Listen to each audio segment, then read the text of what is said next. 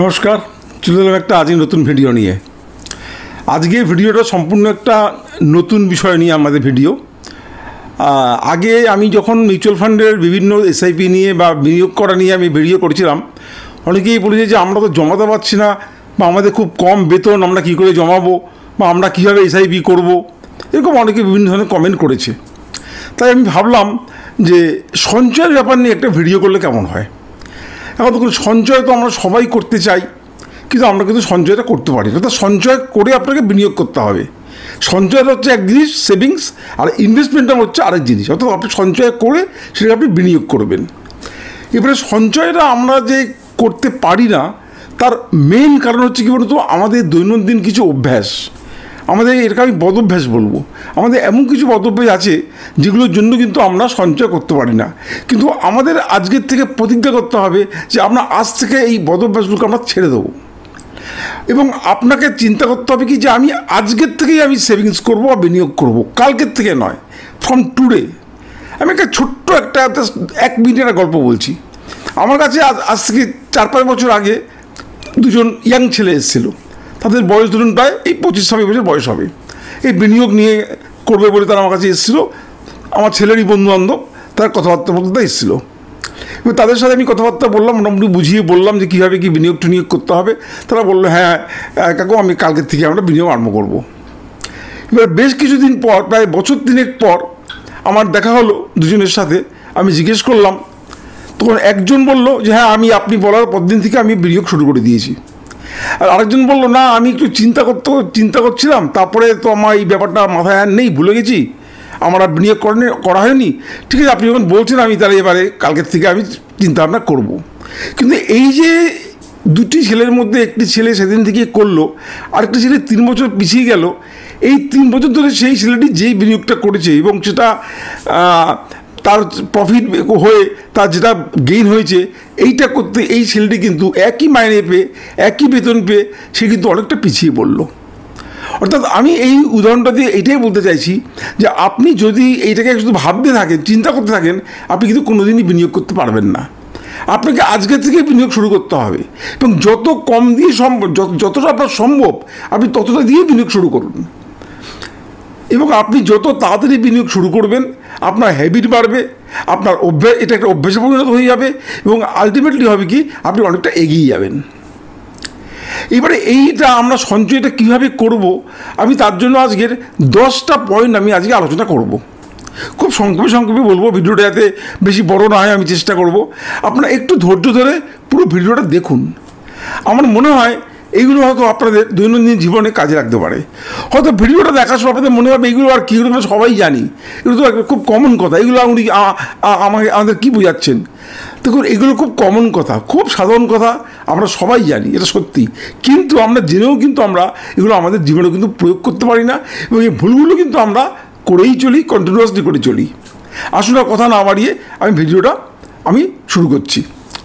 প্রথম পয়েন্ট হচ্ছে, দেখুন, আমরা সাধারণত সঞ্চয় বলতে কী বুঝি, আমাদের আয় মাইনাস ব্যয়, অর্থাৎ আপনার income minus expenditure is equal to savings. অর্থাৎ আপনার আয় থেকে ব্যয়টা বাদ দিলে আমাদের যেটা বাদবে সেটাই হচ্ছে কিন্তু আমাদের সঞ্চয়। আমরা করি কি, যে মাইনে পাই, সারা মাস খরচা করি, তারপরে গিয়ে যেটা জমে আমরা কি কিন্তু সেটাকে সঞ্চয় করি। ঠিক এইখানে কিন্তু করছি আমরা মস্ত বড় ভুল। আমি বলবো না, আগে সঞ্চয় পরে খরচা। অর্থাৎ আপনি যখন মাইনে পাবেন, আপনি যে টাকাটা ধরে রেখেছেন সেই টাকাটাকে আপনি আগেই সঞ্চয় করে দিন। অর্থাৎ আপনি সেটা এসআইপি করে হোক, আপনার একটা ব্যাংকে রিকারিং করে হোক, অর্থাৎ প্রথম দিনই আপনার ব্যাংকে থেকে টাকাটা আপনার মাইনাস হয়ে যাবে। তাহলে আমরা কি বললাম, যে আমরা কিন্তু আগে সেভিংস করব, পরে খরচা করব। আর সাধারণত একটা নিয়ম আছে, আমি বলবো যে পরিমাণ মাইনে পায়, বেতন পায়, বা যেরকম আয়, অন্ততপক্ষে আপনার মাসিক যে আপনার ইনকামটা, তার শতকরা 20% আপনি সেভিংস করবেন। এবং এই শতকরা 20%টা কিন্তু যত আয় বাড়বে তার পার্সেন্টেজটা বাড়বে। কেন বাড়বে, একটা ছোটো উদাহরণ দিচ্ছি। ধরুন, কেউ হয়তো 20,000 টাকা মাইনে পায়, তার পক্ষে 4,000 টাকা জমানোটা বেশ খুব কঠিন না হলেও সে পারবে। 4,000 টাকা জমালে তার খুব একটা অসুবিধা হবে না। সে মনে করবে আমি 20,000 টাকা মাইনে পাই না, আমি 4,000 টাকা কম পাই, তাও যদি হয়।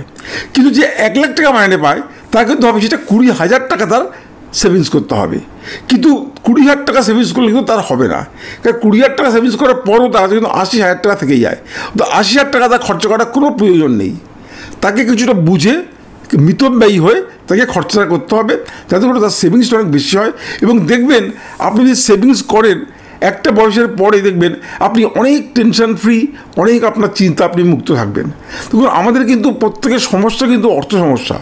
আমরা যদি অর্থ সমস্যা থেকে যদি আমরা মুক্তি পাই, অর্থাৎ আমি যদি মনে করি যে আমার একটা ভালো টাকা আমার সেভিংস আছে, তাহলে দেখবেন আপনার রাত্রে ঘুম ভালো মতো হবে, কোনো টেনশন থাকবে না, আপনার কোনো চিন্তা থাকবে না। আপনি জানেন আপনার আপদে বিপদে বা যে কোনো জায়গায় আপনাকে রক্ষা করার জন্য একটা ফান্ড আপনার কাছে আছে। সেই জন্য প্লিজ আপনারা প্রথম থেকে আপনারা এই জমানো শুরু করুন। তাহলে আমি প্রথম যে পয়েন্টটা বললাম, এটা অবশ্যই মনে রাখবেন যে মাইনে পেয়ে আগে আপনারা জমাবেন, তারপর আপনারা খরচা করবেন। 2 নম্বর পয়েন্ট হচ্ছে, আপনাদের যদি কারোর কোনো লোন থাকে, ঋণ থাকে, প্লিজ লোনটাকে আগে শোধ করে দিন। আগে প্লিজ রিপে ইয়োর লোনটাকে আপনি শোধ করে দিন। এটা হচ্ছে আপনার 2 নম্বর পয়েন্ট। আপনি যদি লোন শোধ করতে না পারেন, তাহলে কিন্তু আপনার মাইনে থেকে যে টাকাটা কেটে নেবে, আপনি কিন্তু কখনোই কিন্তু সেভিংস করতে পারবেন না। আগে আপনি লোনটাকে শোধ করে দিন, এবং তারপরে আপনি চেষ্টা করুন যতটা সম্ভব আপনার লোন যাতে করতে না হয়। লোন করাটা কিন্তু একটা, আমি বলবো, একটা হ্যাবিট, একটা ব্যাড হ্যাবিট লোন করাটা। যে যদি আপনার লোনের কোনো স্কোপ থাকে অফিসে, তবে আপনার ইচ্ছা হবে লোনটা করে নেওয়ার জন্য। এবার নেক্সট পয়েন্ট আছে 3 নম্বর পয়েন্ট। ধরুন আপনি যখন কোনো লামসাম টাকা পাবেন, ধরুন আপনি অফিস থেকে কোনো এরিয়ার পেলেন, বা আপনার প্রমোশন হয়েছে, আপনি সেখান থেকে একটা ভালো টাকা পেলেন, বা আপনি একটা বোনাস পেলেন। যেরকম আমরা অফিসে মাঝে মাঝে আমরা কিছু লামসাম টাকা পাই। আমরা করি কি, যখনই আমরা টাকা পাবো ভাবি, মানে আমাদের কাছে প্ল্যান চলে আসে যে আমরা টাকাটা পাবো অমুক দিন, তখনই কিন্তু আমাদের একটা খরচার কিন্তু আমরা একটা ফর্দ করে ফেলি যে এই টাকাটা পাবো, এই টাকাটা দিয়ে আমি ওই অমুক জিনিসটা কিনবো, তো অমুক জিনিসটা করবো, এই করবো সেই করবো। আমাদের খরচা কিন্তু আমাদের অলরেডি তৈরি হয়ে যায়। আমি বলবো এইখানে কিন্তু আপনারা কিছুটা নিজেদেরকে আপনারা কন্ট্রোল করুন। যখন কোনো লামসাম টাকা পাবেন, আপনি এইটাকে ফর্দটা না করে আপনি এই ফর্দটা করুন যে এই লামসাম টাকা থেকে কতটা টাকা আপনি আজকের জমাতে পারবেন। অর্থাৎ আপনি যে মিউচুয়াল ফান্ডটা খুলেছেন, যেখানে আপনি SIP করেন, সেখানে আপনি সেই টাকা থেকে কিছু নিয়ে ওয়ান টাইম আপনি ইনভেস্টমেন্ট করে দেবেন। এইভাবে আপনার ইনভেস্টমেন্টটা কিন্তু আস্তে আস্তে আমরা বাড়াতে হবে। অর্থাৎ আপনি যখনই কোনো টাকা পাবেন, আপনার খরচা করার মাথায় দিয়ে না এসে আপনার মাথায় আসবে কি, আমি এটা কী করে আমি এটাকে জমাবো। আচ্ছা, 4 নম্বর পয়েন্টে যাওয়ার আগে বলি, যদি আপনাদের এই ভিডিওটা থেকে ভালো লাগে, তাহলে আমার চ্যানেলটাকে সাবস্ক্রাইব করে বেল আইকন যেটা আছে ওটা ক্লিক করে দেবেন। তাহলে আমার ভিডিও যখনই আসবে আপনারা দেখতে পাবেন। আর আপনারা ভিডিও অনেকে দেখছেন কিন্তু সাবস্ক্রাইব করছেন না, তো সাবস্ক্রাইব আর লাইক করতে তো পয়সা লাগে না, কিন্তু সাবস্ক্রাইব লাইক করলে আমার চ্যানেলের পক্ষে সুবিধা হয়, বা আমরা কিছুটা মোটিভেটেড হই ভিডিও করার জন্য। সেজন্য আমার চ্যানেলটাকে সাবস্ক্রাইব করে একটা লাইক অবশ্যই দিয়ে দেবেন। আর যদি আপনার মনে হয় এটা আপনাদের ভালো লেগেছে, তো আপনার বন্ধুদেরকে এটা আপনারা শেয়ার করবেন। আর হোয়াটসঅ্যাপ নাম্বার তো আমার নিচে দেওয়াই আছে। আপনাদের কোনো রকম সেভিংস নিয়ে আপনাদের কোনো প্রশ্ন থাকে, তাহলে আমাকে প্রশ্ন করবেন, আমি হোয়াটসঅ্যাপে প্রত্যেকটা প্রশ্নের উত্তর দিই। এবার আমরা আসছি কি 4 নম্বর পয়েন্টে। 4 নম্বর পয়েন্টটা কি, যে থিঙ্ক বিফোর ইউ স্পেন্ড। অর্থাৎ আপনি যখন কিছু খরচা করছেন, আপনি চিন্তা করবেন যে এই খরচাটা আমি ঠিক করছি, তো এই খরচাটা কি আমার করা ঠিক হচ্ছে, বা এটা আমার কতটা প্রয়োজন আমার। তখন মানুষের কিন্তু প্রয়োজনের শেষ নেই। আপনি যেটাকে মনে করবেন প্রয়োজন, আপনি সেটাকে যদি আপনি প্রয়োজন মনে না করেন, আপনি দেখবেন আপনার খরচা হচ্ছে না। মানুষের প্রয়োজনের কোনো শেষ নেই। সেজন্য আপনি নিজেকে কিন্তু আপনাকে কন্ট্রোল করতে হবে, আপনাকে একটু মিতব্যয়ী হতে হবে, আপনাকে একটু সিম্পল লাইফ লিড করতে হবে। তাহলে হবে কি, একটা সময় পরে গিয়ে আপনি কিন্তু অনেক টাকার মালিক হবেন, এবং তখন আপনি আপনার স্বাদ মতো আপনার সমস্ত আপনি স্বাদ আহ্লাদ আপনি পূরণ করতে পারবেন। কিন্তু আপনি যদি প্রথম থেকে যদি আপনি খুব বেশি ব্যয় করেন, তাহলে পরবর্তী জীবনটা কিন্তু আপনার খুব কষ্টে কাটবে। সেই জন্য প্রথমে কী করতে হবে কি, আমরা যখনই কোনো খরচা করব, আমরা চিন্তা করব যে খরচটা আমি ঠিক করছি কি, বা করলেও আমি সেখান থেকে কত কাটেল করতে পারছি। এটা হচ্ছে আমাদের 4 নম্বর পয়েন্ট। 5 নম্বর পয়েন্ট কী হচ্ছে, এটা কিন্তু খুব মূল্যবান পয়েন্ট, এটা মনে রাখবেন। এটা যদি খুব সাধারণভাবে মনে হবে আপনাদের, কিন্তু এটা কিন্তু সাধারণ নয়। এটা আমি আমার নিজের জীবনেও কিন্তু আমি প্রয়োগ করেছি, একদম আমার ইয়াং লাইফ থেকে। যখনই কোনো খরচা করবেন, সেটা 5 টাকা 10 টাকা থেকে আরম্ভ করে 500 টাকা 1000 টাকা 2000 5000 যাই হোক, খরচাটা কিন্তু আপনার একটা ডেইলি ডায়েরিতে আপনারা কিন্তু লিখবেন। আপনার ডায়েরিতেও লিখতে পারেন, বা আপনার ফোনে যে আপনার মাইক্রোসফট ওয়ার্ড আছে, আজকাল সবার কাছে ফোন আছে, আপনার ফোনেও লিখে দিতে পারেন। প্রত্যেক দিনের খরচাটা আপনার লিখবেন। আপনি বলবেন খরচা তো আমার হয়েই গেল, তো আমার লিখে লাভটা কী? লাভ আছে। কী লাভ আছে না, আপনি খরচা লেখার পরে মাসের শেষে গিয়ে যখন আপনি খরচাটা দেখবেন, তখন কিন্তু আপনার তখন কিন্তু আপনার মনে হবে যে এই খরচাটা আমি না করলেই পারতাম, এই খরচা আমার বেশি হয়ে গেছে। আপনি কিন্তু তখন নিজেকে কিন্তু আপনি অ্যানালাইজ করতে পারবেন যে এই কিছু খরচা আমি বেশি করে ফেলেছি, এই খরচাটা আমি না করলেই পারতাম। তাহলে হবে কি, পরবর্তী মাসে, নেক্সট মাসে বা পরবর্তীকালে আপনি কিন্তু সেই খরচাগুলো থেকে আপনি বিরত হবেন, আপনি খরচা করবেন না।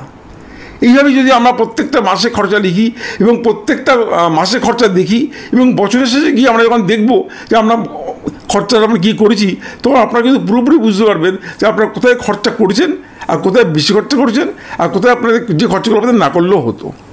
এইভাবে যদি আপনি লেখেন তাহলে কিন্তু আপনি দেখবেন আপনার খরচাটা কিন্তু আস্তে আস্তে দেখবেন আপনার খরচা কিন্তু অনেক কমে আসছে। এটা খুব ম্যাজিকের মতো কাজ করে, এটা আপনার না করলে বুঝতে পারবো না। আপনার আজকে থেকে লিখে করে দেখুন কি ফল পান, এবং প্রত্যেক দিনের খরচা লেখার পরে সেটা পরেই আবার দেখবেন যে আমি কী খরচা করেছিলাম। এবার 6 নম্বর যে পয়েন্টটা, এটা একটা খুব ইন্টারেস্টিং পয়েন্ট, বললে হয়তো আপনাদের খারাপই লাগবে, তাও আমি বলছি। দেখুন আমরা করি কি, আমি কিন্তু এই ভিডিওটা আগে থেকেই বলে দিচ্ছি, ম্যাক্সিমাম এটা কিন্তু অ্যাপ্লিকেবল ইয়াং ছেলেদের জন্য, অর্থাৎ যাদের বয়স 25 থেকে 30, 32, 34, 35-এর মধ্যে। কারণ যারা একটু বয়স্ক হয়ে গেছেন তারা এগুলো জানেন, তারা অনেক তারা ঠকেছেন জীবনে, এবং ঠকে তারা আজকে এই বয়সে এসে তারা বুঝে গেছেন যে কোন খরচাটা আমাদের করা দরকার, কোন খরচা করা দরকার না। যারা ইয়াং ছেলেরা আছেন, যারা সবই চাকরি পেয়েছেন, তারা কিন্তু তাদের মধ্যে কিন্তু এই জিনিসটা থাকে না, তারা কিন্তু অনেক বেশি খরচা করে ফেলেন। যাই হোক, যে বলছিলাম পরবর্তী যে পয়েন্টসটা, সেটা হচ্ছে কি না, আমরা কি করব যে আমাদের দেখেছি যে আমাদের কিন্তু চায়ের দোকানে বসে আমরা বন্ধু মিলে চা খেতে বসে আপনি দিনে 40-50 টাকা আপনি চা খেয়ে ফেললেন। বা যারা স্মোক করে তারা দেখবেন দিনে হয়তো 50-60 টাকা, কেউ 100 টাকা বন্ধু তারা স্মোক করে ফেলছে। আপনি ভাবতেও পারছেন না যে এই টাকাটা যদি আপনি জমাতে পারতেন আপনার কি বিশাল একটা অ্যামাউন্ট হতো।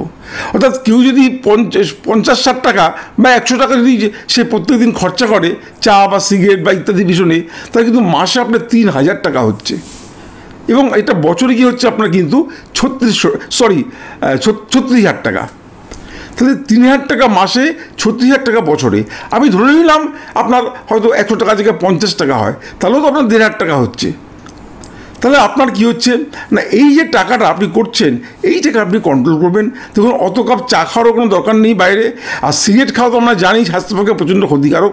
আপনি সিগারেটটাকে নিজের ক্ষতি করছেন, নিজের লাংসের ক্ষতি করছেন, নিজে ক্ষতি করছেন। যদি সিগারেটটা আপনারা খুব চেষ্টা করুন সিগারেটটাকে ছেড়ে দিতে, সিগারেট ছাড়তে পারলে কিন্তু আপনারা দেখবেন সিগারেটের পয়সা দিয়ে কিন্তু আপনাদের একটা বিশাল টাকা জমে যাবে। এবার নেক্সট যে পয়েন্টে আমি আসছি, সেই পয়েন্টটা খুব ভেরি ইন্টারেস্টিং পয়েন্ট। বিশেষ করে এটা ইয়াং ছেলেদের মধ্যে খুব দেখা যায়, আজকালকার ছেলেদের মধ্যে, যে ক্রেডিট কার্ড যদি আপনার কাছে থাকেও আপনি ক্রেডিট কার্ডটাকে একদমই ইউজ করবেন না, রেখে দিন বাড়িতে। মনে রাখবেন ক্রেডিট কার্ডটা কিন্তু একটা কর্পোরেট ফাঁদ।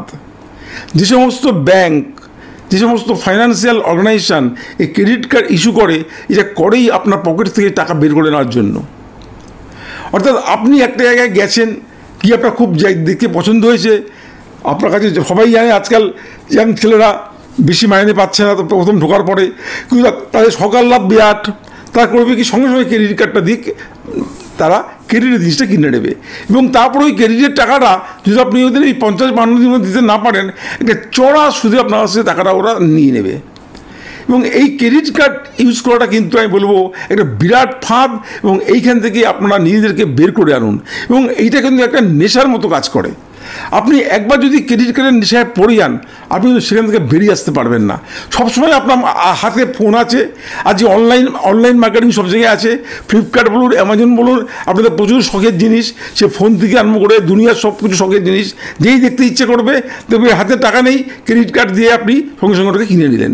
কিন্তু একবার ভাবলেন না যে এই জিনিসটা তো আমি না কিনলেও পারতাম, আমার তো দিব্যি দিন চলে যাচ্ছিলো, তাহলে এইটা যে আমি কিনলাম, এই টাকাটা যদি আমি সেভিংস করতাম, তাহলে এই টাকাটা কিন্তু আমার 2 বছর পরে একটা বড় অ্যামাউন্ট হতো। এবার আপনাদের মনে হতে পারে যে তাহলে কি আমরা জীবনে কিছুই ভোগ করবো না, কিছুই করবো না? এই প্রশ্নটা আপনাদের মাথায় আসতে হবে। আপনি কী বলছেন? অবশ্যই করবেন। তখন আপনার যেরকম আয় আপনি সেই বুঝে করবেন। আপনার আয়ের অবশ্যই 20% আপনি সেভিংস করবেন, তারপরে যদি আপনার কিছু করার থাকে আপনি করবেন। আপনার যে জিনিসটা কিনতে ইচ্ছা করছে, যে 4টে জিনিস, 4টের মধ্যে একটা কিনুন, আর 3টে কিনবেন না। এইভাবে নিজেদেরকে আপনারা কন্ট্রোল করুন। আচ্ছা, এইবারে যে পয়েন্টটা বলবো 8 নম্বর পয়েন্ট, এইটা হচ্ছে কি, দেখুন যে আমরা কিন্তু আজকাল প্রত্যেকটা পাড়ায় দেখবেন মল হয়ে গেছে, বিভিন্ন মল হয়ে গেছে, এবং আমরা আজকাল জিনিসপত্র কিনতে গিয়ে কিন্তু আমরা মলে চলে যাচ্ছি। আগে আমরা কী করতাম, ধরুন আজকে আমি যদি একটা কোনো গ্রসারি মল হয়, ব্লিঙ্কিট ফ্লিঙ্কিট এই জাতীয়, সেখানে আমরা ঢুকে পড়ে যেই দেখলাম যে একটা buy one get one free দিচ্ছে বা কোনো জায়গায় একটা বিশাল ডিসকাউন্ট দিচ্ছে, আমি চিন্তা করলাম না যে ওটা আমার আদৌ লাগবে কি না কাজে। যেহেতু ডিসকাউন্ট দিচ্ছে, যেহেতু buy one get one free দিচ্ছে, মনে হলো আমাকে একটা বিরাট সস্তা আমি পেয়ে গেছি, আর লটারির টিকিট পেয়ে গেছি, সঙ্গে সঙ্গে আপনি ওটা কিনে নিলেন। আপনার হয়তো ওটা বাড়িতে আদৌ দরকার লাগবে না, হয়তো আপনার বাড়িতে হয়তো আরও একটা সেট পড়ে আছে, আপনি buy one get one free দিচ্ছে, ওই চক্কর উপর আপনি কিনে নিলেন, কিন্তু আপনি জানতেও পারলেন না যে এইগুলো যে এই যে টোপ, এগুলো হচ্ছে কিন্তু একটা কর্পোরেট ফাঁদ। এই প্রত্যেকটা ফাঁদে পা দিয়ে কিন্তু আজকে সবাই ঋণগ্রস্ত হয়ে যাচ্ছে, এবং মানুষ কিন্তু আস্তে আস্তে তাদের সঞ্চয়ের যে অভ্যাস, সেই অভ্যাস থেকে কিন্তু তারা আস্তে আস্তে বেরিয়ে আসছে। আমি বলবো আজকের দিনে সঞ্চয় করা এবং সঞ্চয় করে সেটাকে বিনিয়োগ করা, এটা ভীষণভাবে দরকার।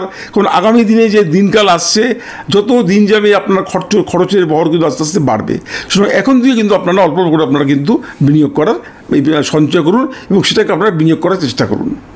আরেকটা পয়েন্ট, যে 9 নম্বর পয়েন্ট বলবো, আজকাল একটা খুব ভালো হ্যাবিট হয়ে গেছে কি বলুন তো, আমরা উইকেন্ডে আমরা সবাই হোটেল রেস্টুরেন্টে গিয়ে আমরা ডিনার করতে যাচ্ছি বা লাঞ্চ করতে যাচ্ছি ফ্যামিলি নিয়ে গিয়ে।